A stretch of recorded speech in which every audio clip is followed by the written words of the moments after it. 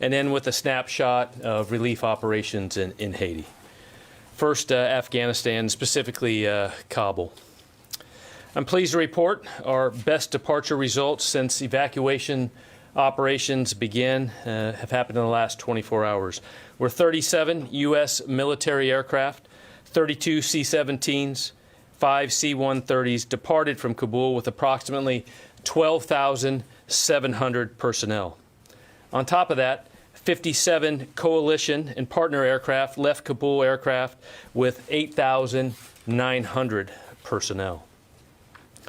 This tremendous display of teamwork and focus resulted in a passenger count of 21,600 individuals leaving Afghanistan in just 24 hours. To date, 63,900 American citizens, NATO and other partners, personnel, Afghan SIV applicants, and vulnerable Afghans are out of harm's way, now safer and on their journey to a better life. And the majority of these people, approximately 5,000 or 58,700 of them, have left just since August 14th. I want to reiterate that we're able to achieve this level of increased departures because of U.S. military personnel and our partners' work around the clock to conduct this highly important mission, including airport security and flight operation. To that end, we're seeing increased pace in the flight schedule at Kabul. As of yesterday, in that last 24-hour period, one aircraft left on or about every 45 minutes. As we look beyond Kabul, and in order to maintain a steady flow out of Afghanistan, we rely on the intermediate staging bases and safe havens in both CENTCOM and the EUCOM AORs. We've been focused on building capacity while also rapidly processing and facilitating onward movement. It has been challenging to keep up with the flow, but we have made progress in caring for and safeguarding these vulnerable individuals and getting them moving onward.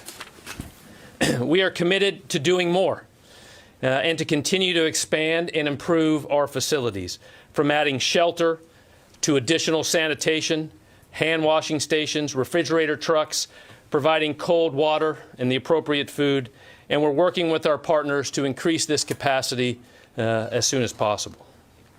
In the EUCOM AOR, Afghans transitioning through Ramstein Air Base, Germany, have started departing to onward destinations. So far, 5 aircraft and more than 800 travelers who have been screened and cleared for entry departed for the United States. EUCOM has received nearly 8,000 evacuees since August 20th and is considering other installations in Germany, Italy, and Spain in preparation to receive more flights to allow greater throughput to the United States. As I mentioned yesterday, the number of temporary safe haven locations across Europe and the Middle East now stands at 14. This allows us to expedite movement out of Kabul and gives us flexibility from these intermediate staging bases. We are appreciative of the support in this global effort from our allies and partners. We remain focused on the mission of bringing as many people home as we can and as quickly as we can. An update on Northcom operations. In the past 24 hours, 4 flights landed at Dulles International Airport with more than 1,000 passengers. Again, these passengers and their families will go to one of the 4 military installations designated as processing locations. All of this progress stems from the teamwork and professionalism, and especially of our interagency partners here in the States. We know more hard work remains, that our personnel in Afghanistan remain vigilant, and we share the sense of urgency in this effort. We'll continue to keep you updated on Afghanistan through the week. Lastly, as we look at Haiti, the Department of Defense continues support of USAID relief efforts in Haiti. Over the last 24 hours, Joint Task Force Haiti conducted 56 missions, assisted in the saving of 40 lives, and delivered more than 35,000 pounds of goods, supplies, and medical supplies to the people affected by the 7.2 magnitude earthquake in Haiti. 4 United States Marine Corps MV-22 Ospreys arrived to provide additional options for personnel and supply movement. These air assets are in addition to the 18 U.S. military and Coast Guard aircraft already supporting humanitarian relief operations. U.S. maritime vessels continue support also. That concludes my update. Thank you, John. Okay, before we get to questions, I just have a slight update on the baby count. As the general let you know, yesterday, 3 babies total. Just to clarify, 1 was born on the C-17. That's the one I think you guys know about. The other 2 were born shortly after arrival at Ramstein in the Landstuhl hospital there on base. So 2 were born at the in the hospital shortly after arrival. I am told that moms and dads and babies are all fine and healthy, and all is looking good there. And if we can get more information on this, I'll be able to provide it a little bit later. Lita. John, a couple questions. I know that you are not going to be able to answer whether or not the deadline is going to be extended beyond the 31st, but can you give us some perspective from the military? Can you get all Americans out in the next several days by the 31st? Do you need more military bases in the United States to house them? Do you need more throughput in order to get that done? And do you need to increase the pace? And one, go ahead. No, go ahead, keep going. No, and the other day, the general told us that there were about 2,500, I think, Americans that had gotten out, but that number has increased over the last several days. About how many have gotten out so far? About how many? Americans.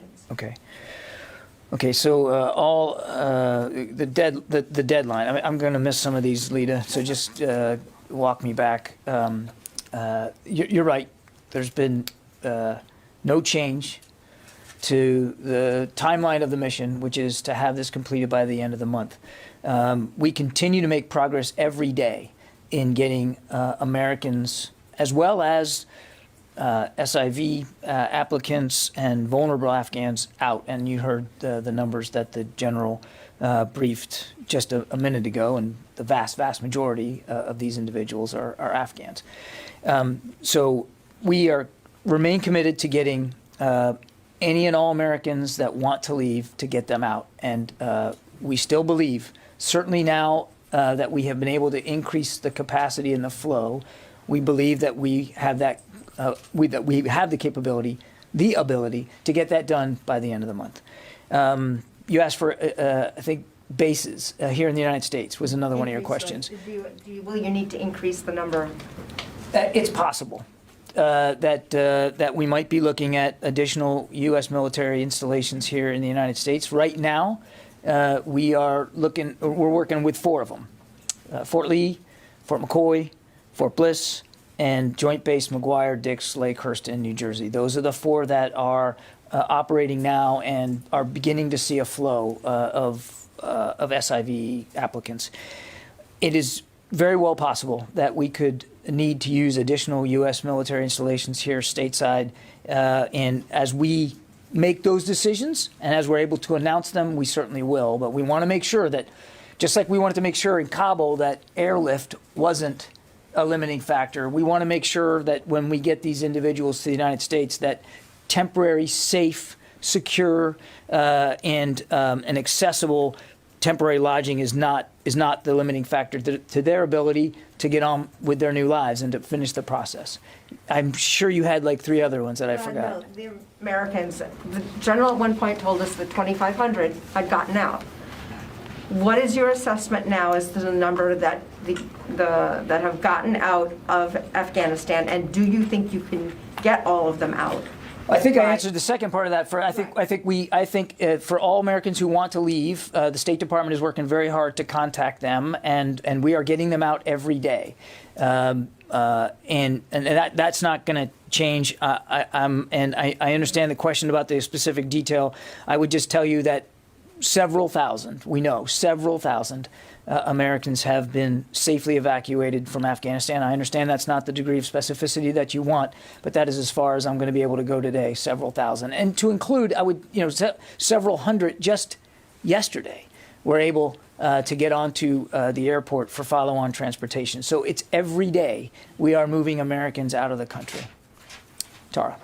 Barring any other factors besides like weather, do you anticipate that DoD will be able to keep this pace up another 20,000 in the next couple of days to, maybe have 100,000 evacuated before the end of the week? That's definitely the plan, Tara. But as you know, the throughput is a function of many different factors, including even weather. So our plan is to continue this pace as aggressively as we can. You heard General Lyons speak to that, I think, very specifically yesterday. That's the goal. That's the intention.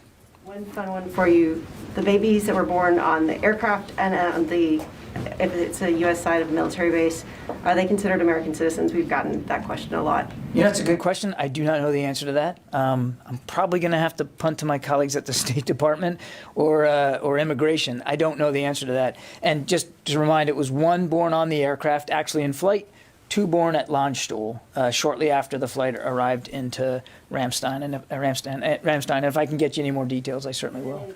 One last, in the expansion effort, there's a Fed BizOps opportunity now for seeking Farsi and Pashto speakers for Keesler Air Force Base. Is Keesler going to be one of the expansion sites? I don't have any announcements on future possible installations that might be of use. We will do this in a rolling fashion, Tara, as if and when we decide we need additional installations, we'll let you guys know as soon as we possibly can. Yeah, Jen. John, has the U.S. started preparations to leave in order to leave by August 31st? When does the U.S. military have to begin making those preps? When does that decision have to be made?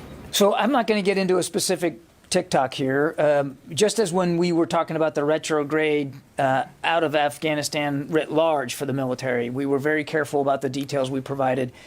The threat environment is very real around the airport, so I am going to be equally as judicious about the kind of information that we give out.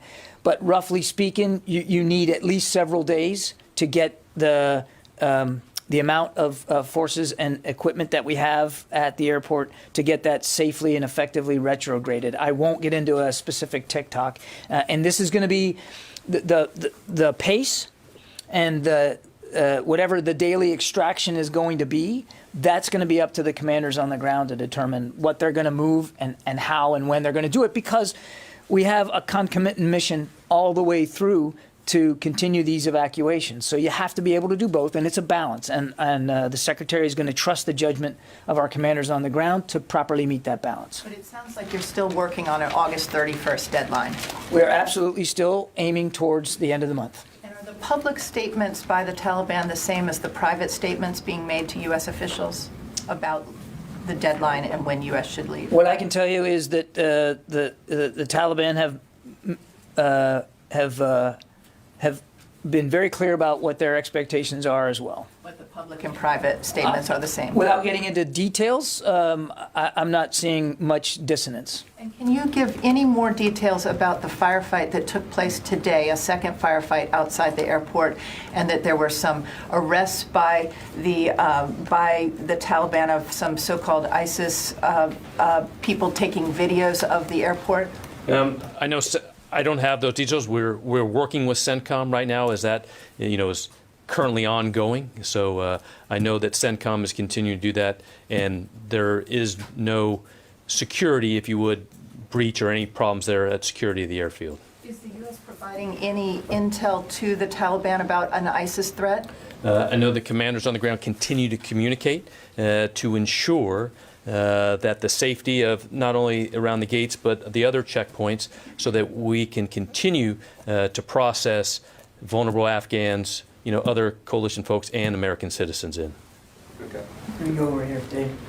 So when this evacuation began, there were already close to 1,000 U.S. troops at that airport. So just to be clear, when we're talking about pulling U.S. troops out, we're talking about pulling all the troops, so you go to zero at the embassy. Is that correct? That's correct. No, I followed the question. That's correct. So you have to take out more than you put in. Yes. Yes, So how does that happen without the active cooperation of the Taliban to keep the crowds away as U.S. troops first thin out their perimeter and then pull back? I'm going to let the general take that for in just a second because I think he's much more informed than I am about this. But I would just make the larger issue that any retrograde out of or drawdown, if you will, out of an environment that you can't assume is always going to be permissive is one that has to be done very carefully, and it has to be sequenced in a very methodical way so that the safety and security of our people and the people we're trying to protect is considered of paramount importance. And so we aren't gonna, and I'll level set with you now, we're not going to be able to tell you, once we start to affect this withdrawal, whenever, and like I said, we're still planning on the end of the month. Whenever we start it, we're not going to be able to provide a TikTok every day of exactly what we're moving out and at what pace so that we can limit vulnerabilities in the information space and in the actual physical space of the airport as we move out. But it's all done in a very careful, methodical way so that you can preserve as much capability to the very end as you need, as well as security. And not just the security for our folks, but the security for the people that we're trying to safely evacuate. But I'll turn it over to the general in case he has more detail. I think, Mr. Kirby, you covered that very well. I just would add to that is, security is paramount during any, phase of an operation. So as you look at, as we go forward here, the commanders are going to continually communicate, coordinate to ensure that security is set to allow all those flight operations, all those things to continue to the end. Does the methodical, orderly withdrawal that he just referred to, does that require the assistance of the Taliban? It requires the coordination that I think we're doing right now to maintain that security. Yeah, there's no question that, David, as we work through this, that the daily communication with the Taliban commanders is going to have to continue. That's just a hard fact. Does their promise of cooperation expire on August 31st? I'm not going to speculate about or even speak for them or for their intentions. That we are, again, the mission has been to end on the 31st. That is the assumption that we are working towards, and we'll just have to keep moving forward. Carla. Have there been any additional air evacuations in the city of Kabul? Has the U.S. military done any evacuations of any sort outside of the city of Kabul? Because there are still lots of Americans that aren't even in Kabul. I'll let the general take that. So when you talk about evacuations, you mean going out, and we continue to closely coordinate to ensure the safe arrival of Americans and others on HKIA. So we have not gone any further air operations this time, but as I said earlier, we continue to ensure the capabilities that we've had, and as required, that we're able to do so. Is there a plan in place to help extract Americans who are outside of Kabul at this point? We are always planning and assessing what needs to be done to help Americans get to HKIA, to Kabul Airport. I haven't gone to the phones at all, so let me start doing that. I need my glasses again. Jack Detch from Foreign Policy. Thanks, John. I'm just wondering, do you have a specific update on the throughput now? Obviously, you've obviated the 5,000 to 9,000 number. I know you mentioned the 30 C-17 evac flights, but just wondering if there's a specific update on what your goals are for daily throughput. Well, and I think as you go back to what General Lyon said last night, and for those that right now the pace, the throughput that we're able to maintain as I said earlier, is about a plane every 45 minutes. But also, that is also driven upon the requirement of what needs to be taken out. So right now, we assess that we have the required airflow, not only U.S. military, but as you said, you saw those numbers of our coalition and our other partners that are coming in. We assess that we will be able to maintain the throughput that we've seen the last 2 days. And then we will continue to assess what those requirements are from here forward of what we have to get that throughput into Kabul. So you're looking at about 20,000 per day? If you don't mind, we're trying to get as many out as we can. And so if we can exceed what our previous expectations were, and we have over the last couple of days, that's a good thing, and we're going to continue to drive at that. Idris? Two quick questions. Firstly, is the intention to get every American out who wants to leave plus as many SIV holders or applicants, or is it to get out all Americans plus as many Afghans out as possible by the August 31st? As many Americans who want to leave that we can get as fast as possible. As many of our SIV applicants who we can get to the airport and get them out as fast as possible. As many vulnerable Afghans that we can also work towards getting. But we understand the challenges of time and space here. We're mindful of that. That's why we are trying to continue to keep up this capacity and even improve it if we can. And just to follow up to Lita's question, you said you have the ability to get all Americans out who want to leave, and you said several thousand. Do you have a percentage for how many Americans have been removed? Without giving a number, have more than half been removed? I can't give you that number, Idris, because I don't think there's a perfect number that we know with certainty of all Americans in Afghanistan. There's no requirement. You can't force an American when they go to a foreign country to tell you that they're there. And we encourage them to do that. The State Department has a robust set of communication vehicles at their disposal, especially in a country like Afghanistan. We want to know when Americans are there, but they don't have to tell us. So that's why it's difficult for us to give you, the denominator here. How many are there? And what I can tell you is, and this is out of my lane, but I'll do it anyway. I mean, the State Department has been working very hard to reach out to those who they know are there, or even who they hear are there, to communicate to them, to let them know what evacuation plans are possible and achievable for them. So they're working very hard at this. Our job at the Defense Department is to help facilitate their safe passage to the airport. And then getting them manifested and getting them on a plane out. But of the ones who have registered, have more or less than half of the Americans who have registered, have they been evacuated? I do not know. I don't. You'd have to go to the State Department for what they think they have on the registry. But I think even they would tell you, Idris, that is an imperfect database because not every American has to register. So it's perfectly conceivable that you might have an American who nobody knew was in Afghanistan but still pipes up on the net and says, I want to get out. And we're going to help that person get out to the best ability that we can. Barbara. I don't really understand this. This is the answer we've gotten for days and days and days from every podium in this town. Even if this administration does not have the denominator, that is not my question. My question is, can this administration tell the American people how many Americans it has evacuated from Afghanistan? And if you cannot, can you please explain, not the denominator? I understand, Barbara. Why can't you just say the number?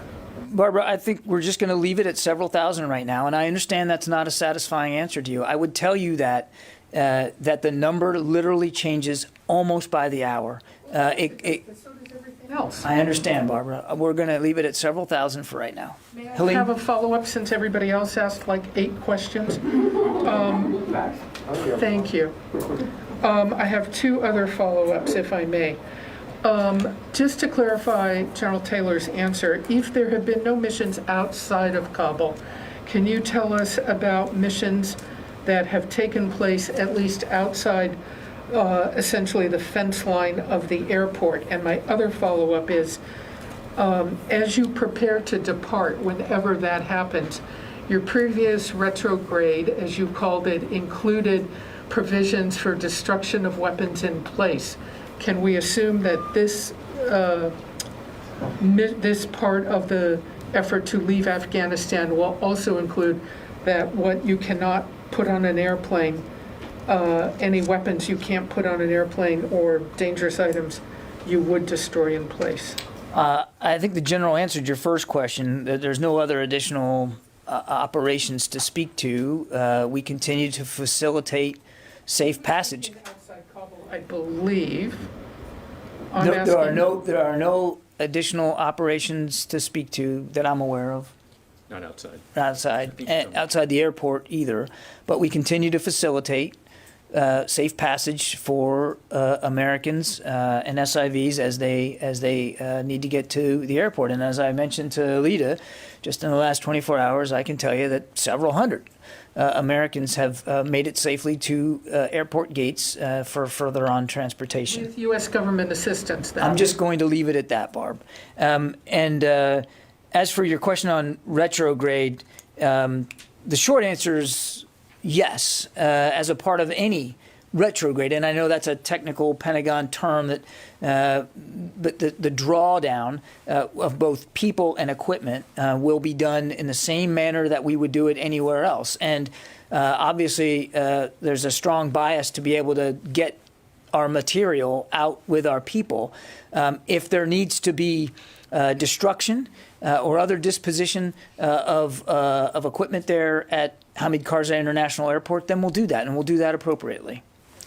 Carla, did I get you already? I have a I'm sorry. I Okay. have an ABC question, though. All right, we'll come back to you. My fault. Helene.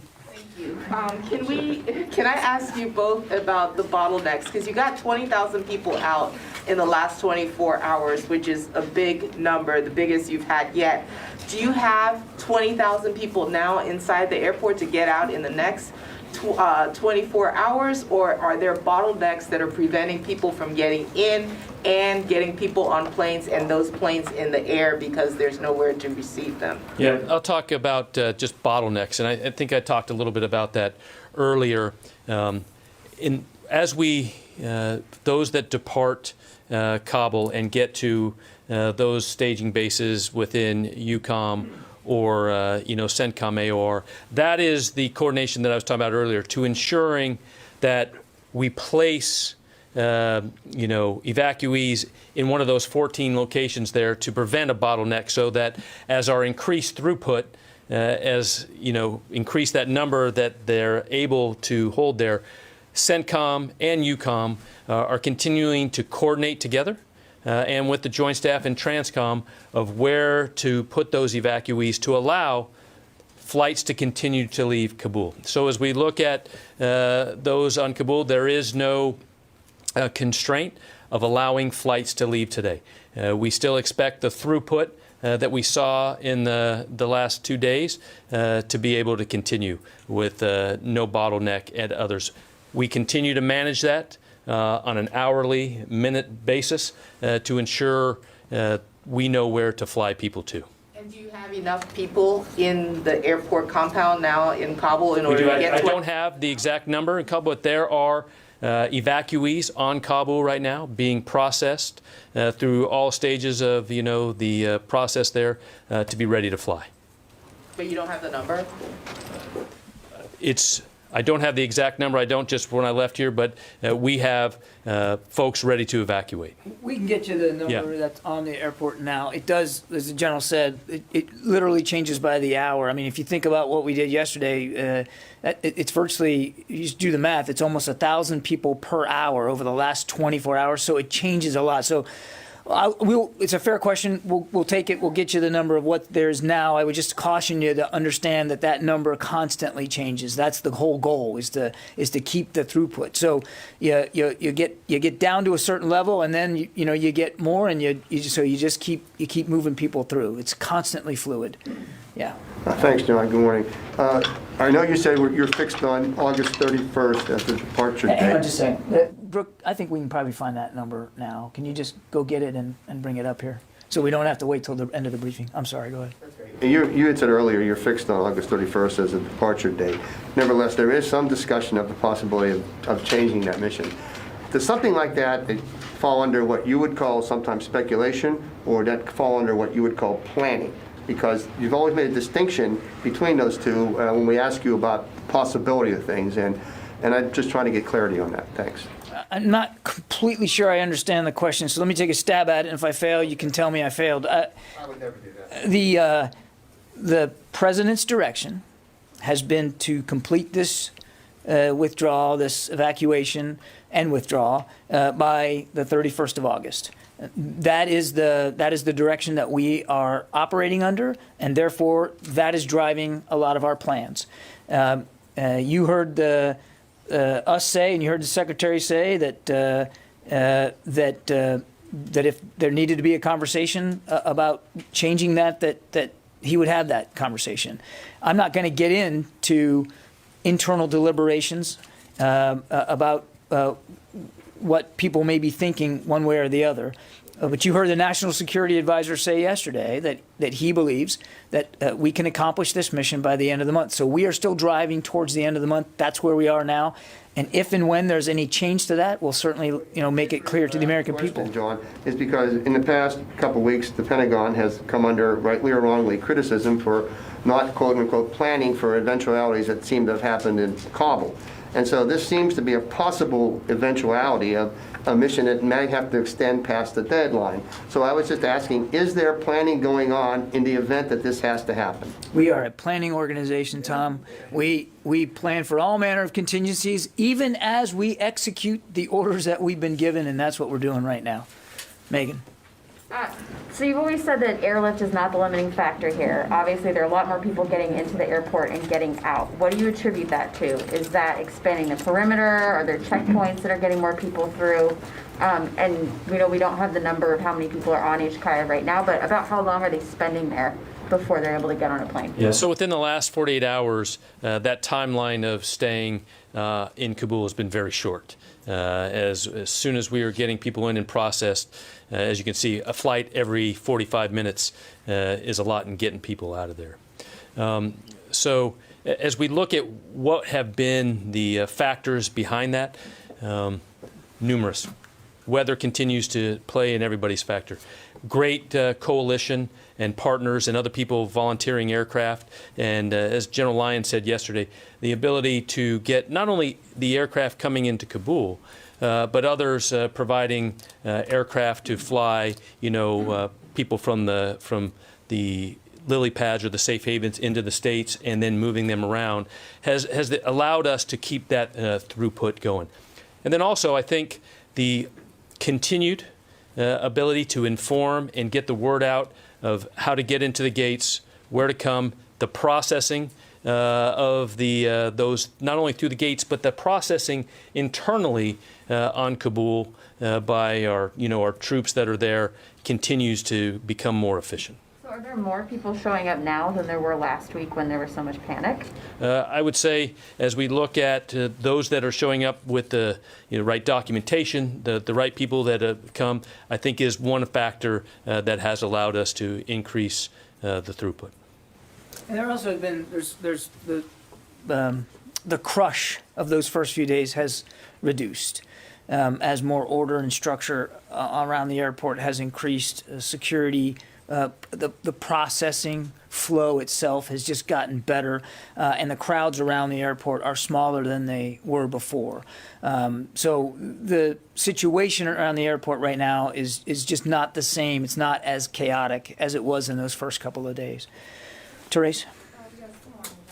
Thank you for taking my question. I've spoken to service members and spouses on one of the bases where evacuees are expected to be housed, and they have a serious concern about COVID. Mm-hmm. So what are service members or anyone living on these bases being briefed to try to ease that concern? Because obviously, as of yesterday, they're still very concerned about that issue. Oh, sure. And they have every right to be. We're in the midst of a pandemic and conducting one of the largest airlift operations in recent American history is no small feat in the best of circumstances, and this one is obviously not the best of circumstances because, in addition to this, we're doing it in the midst of a COVID pandemic. What I can tell you is that screening occurs at every stop, at every stage of the process, and we're doing the best we can to make sure that we've got enough visibility on everyone's health. But again, we're really, the focus is on getting the numbers out, and so there's a elementary screening done at Kabul for those who are symptomatic.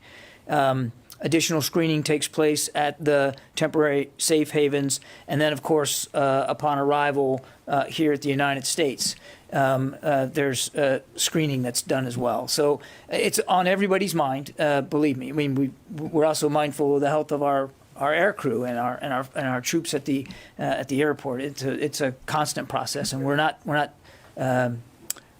leaving anything for granted. We're taking it seriously. Sylvie? She has a If they're flagged for COVID, any step in the way, are they pulled then? I don't know the exact medical process. Let me go over here. Apparently I'm missing a, yeah, go ahead. Sylvie, I'll come back to you, I promise. Thank you, Mr. Kirby. We are hearing different statements from the White House, Pentagon, for example, number of troops, operation in Kabul, etc. Can you talk about why there is a consensus among the highest level of United States? Is there any communication issue? I'm sorry, I misunderstood. What's the dissonance that you're talking about? So, for example, Biden said Al-Qaeda gone from Afghanistan, but Blinken say yes, there is Al-Qaeda. So we can see different statements from the White House, different comment from the Pentagon. Is there any communication issue from the highest level? No, I think you're reading way more into things than you need to. I think we're all cited on the fact that there's still an Al-Qaeda threat in Afghanistan, and as well as Al-Qaeda affiliates that we know are there. We've said that consistently. There's no gap in understanding here. No, just for example, Saki say 11,000 American in Afghanistan, but you say 10,000 between 5,000 between 10,000. So different statement. That's why I want to ask. The Defense Department can't speak specifically to the number of Americans in Afghanistan. I think we already addressed this earlier in the briefing. There is no firm, certain, hard number on that because not every American that goes to Afghanistan has to tell the government that they're there. We have made it clear that any American that wants to leave, we're going to find a way to get to them, or find a way to get the information to them to help them make the right decisions for transportation out of the country. But everybody's cited on that this is a dangerous, perilous environment. It's very dynamic, it's very fluid, and we're doing the best we can to move as many people as we can, as fast as we can. Gordon. The one follow-up, if they cannot reach the airport who live in Afghanistan, the Americans, don't Taliban ISIS threat for them if they stuck somewhere, if they cannot communicate? We absolutely understand that Afghanistan is a dangerous place right now, which is why we're trying to move as many Americans as we can, as fast as we can. And we want to get that done before the end of the month. Gordon. Can you address the situation, the conditions at Al Udeid and Qatar, which have been described as squalid for a lot of the people coming through there? And then if you could, I didn't quite understand what the general was saying earlier about the 14 different stations, like the way stations, because I understood the kind of three main hubs to be, Ramstein, Qatar, and Bahrain. So are there way more now? I'll let the general come up here in a second, but let me just set this a little bit.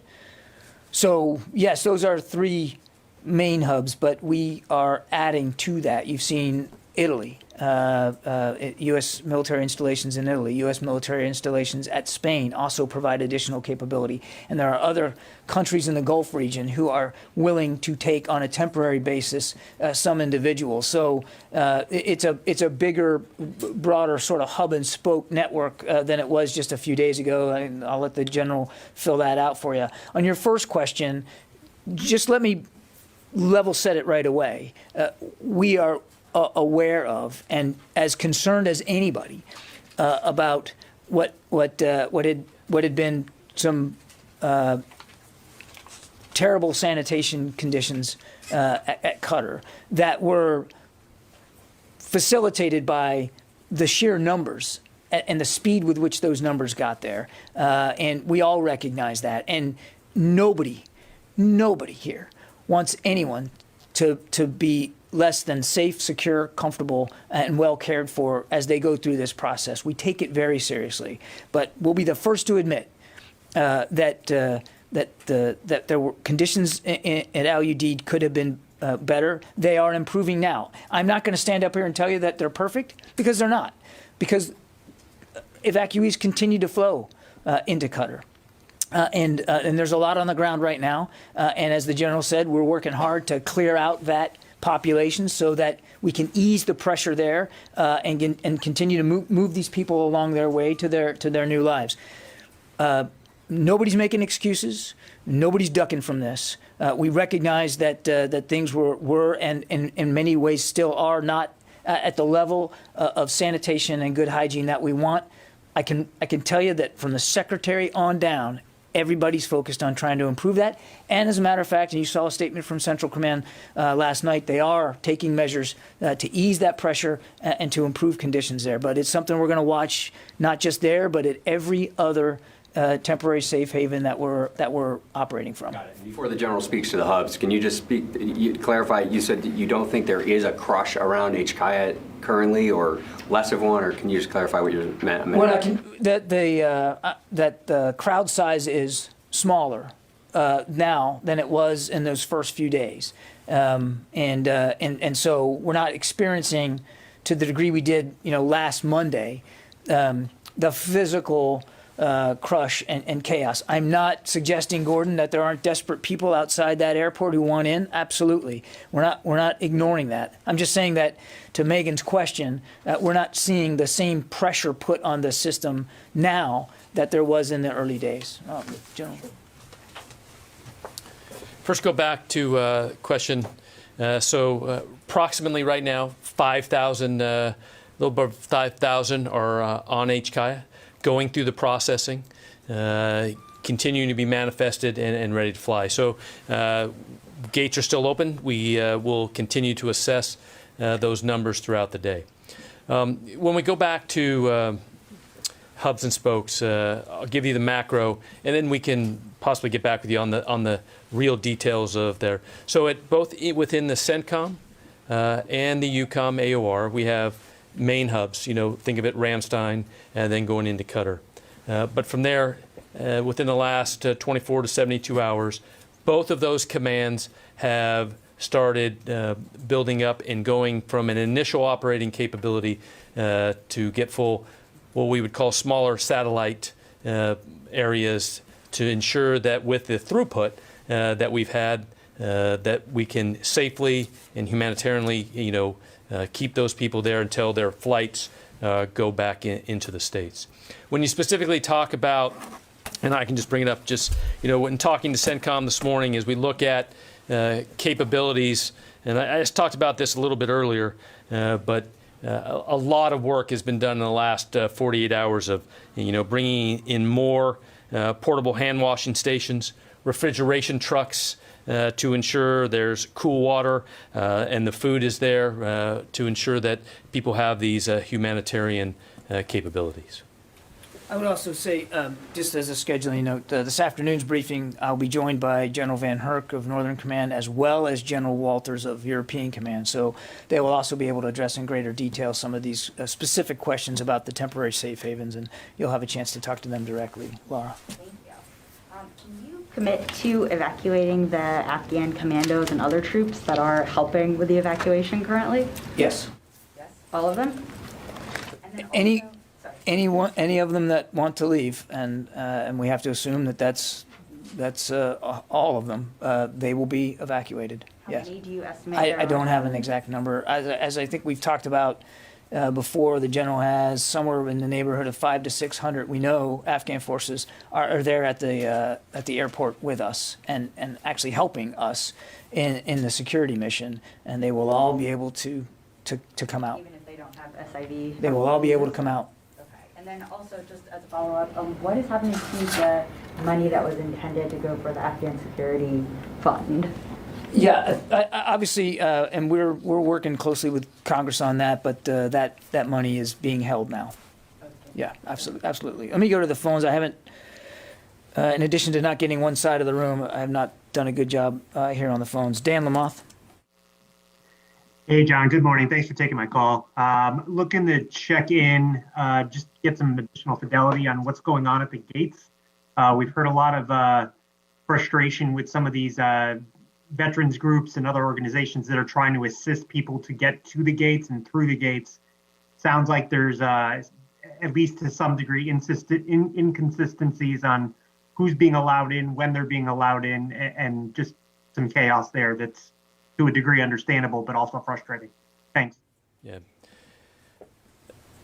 Gates continue. The coordination there is the critical piece of understanding getting through the checkpoints, and that has been a lot of the work that's been done over the last 48 hours is the coordination between U.S. forces forward there, the commanders, to ensure who comes through and what checkpoints that people are coming through to expedite things. And the key has been we have had an increase in information coming to the forces, commanders on the ground of who needs to come.